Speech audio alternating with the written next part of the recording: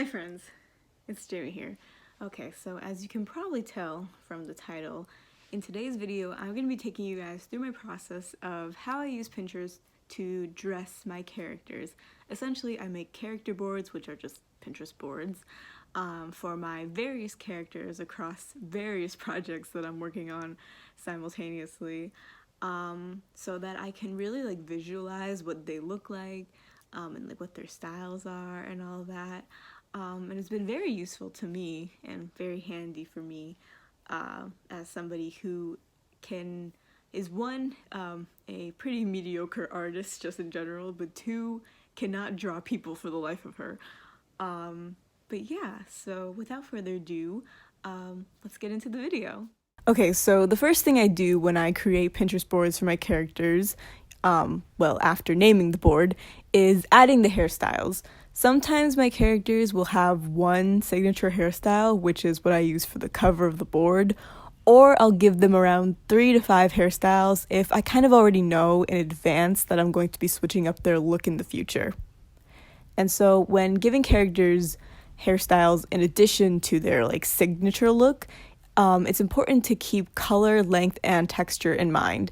This is particularly important for my black characters with 4B and 4C hair because, obviously I don't want to give them hairstyles that don't match the texture of their hair because, otherwise it just doesn't really make sense.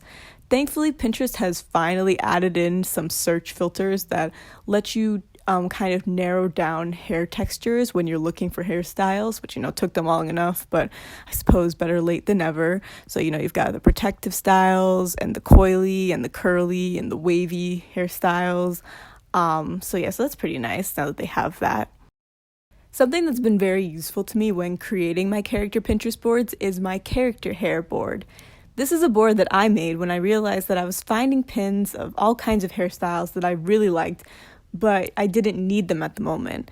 So this board serves as a sort of archive of hairstyle pins that I can refer back to when I'm creating new characters.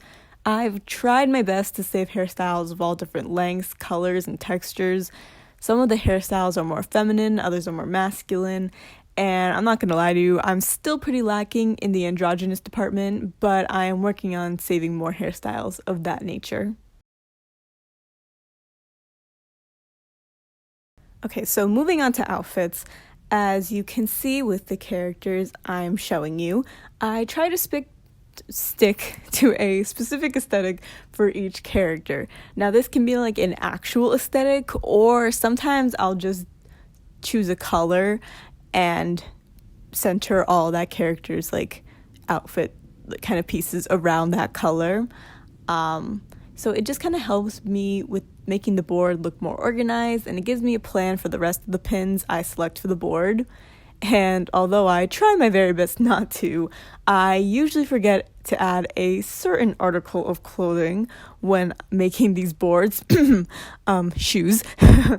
But even still, I try my best to distribute pins of tops, bottoms, full body outfits, shoes, and various accessories throughout the board in a way that looks natural. Similarly to my character hair board, I also have an outfit holder and a character formal wear board. These boards are basically where I save outfit pins that I like but have no immediate use for. As you might imagine, I use the outfit holder board for casual looks while I use the character formal wear board for the fancy stuff. And, I really love the character formal wear board in particular because, it's full of outfits that are too fancy for everyday wear, but are usually pretty extravagant and eye-catching. There are lots of outfits in this board that I've already subconsciously assigned to specific characters, but I keep them here because they don't really fit the overall aesthetic of certain characters' boards, if that makes sense.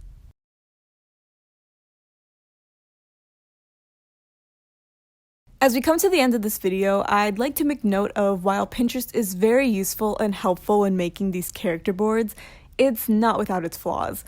Like I mentioned earlier in the video, Pinterest only recently added the feature that lets you search for specific hair textures and types.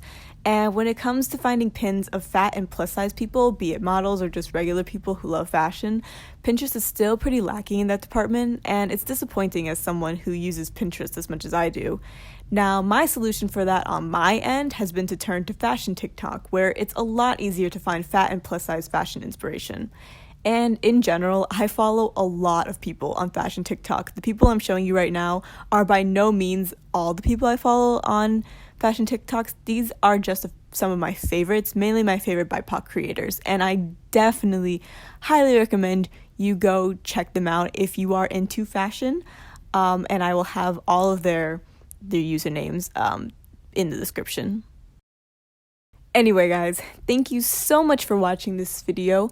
I hope you enjoyed the voiceover format. It's been a while since I've done a voiceover video. It really takes me back to my Minecraft Diaries theory days. But yeah, I hope you guys liked this video, and I will see you guys in my next one. Bye, guys.